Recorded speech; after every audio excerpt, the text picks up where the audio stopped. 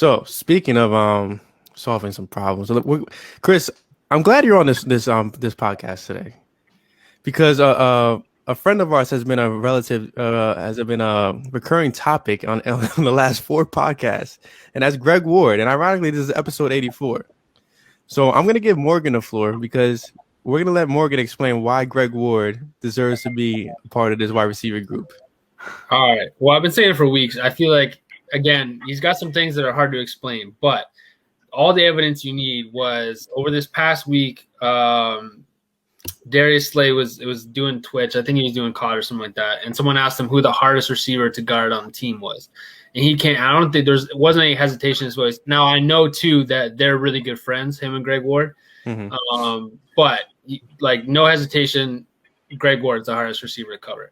And I think like one, okay, you got a bunch of young guys. Like I don't think Jalen Reagor was ever like a top 10 route runner. That's not what he does. Mm-hmm. But there's something to be said for what Greg Ward brings to the table. And I've been saying it for a few weeks now. And it's like similar to the defense we talked about last week. There's a premium that this coaching staff holds for IQ. And he just like if you watch film, like again, he was not really part of the rotation. The fact that he even got in was really just due to injury. And so the fact that he had any production at all was kind of out of left field.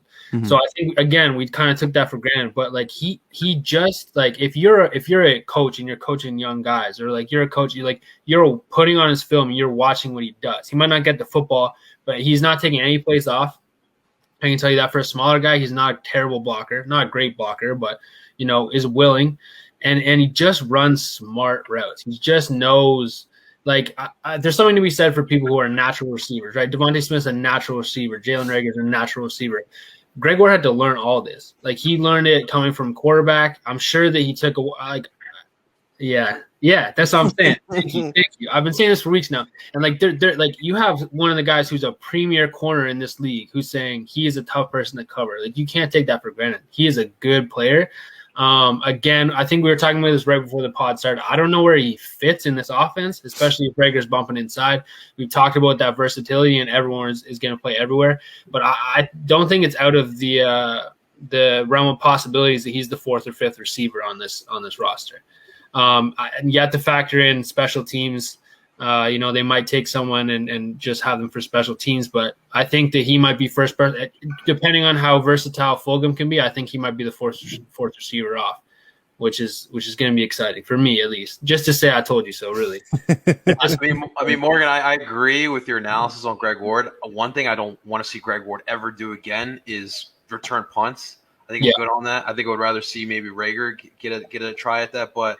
Yeah. I mean, for me, listen, I love Greg Ward. I mean, not just because of the story that it is, but I mean, listen, the guy worked his butt off to get to where he's at right now, and for Darius Slay to say that, I mean, come on, like that's a pretty high praise there. But when I look at the receiving core, for me, I mean, I think the top three, Fulgham, Devontae Smith, and Jalen Reagor, I think that they will be locks on this roster.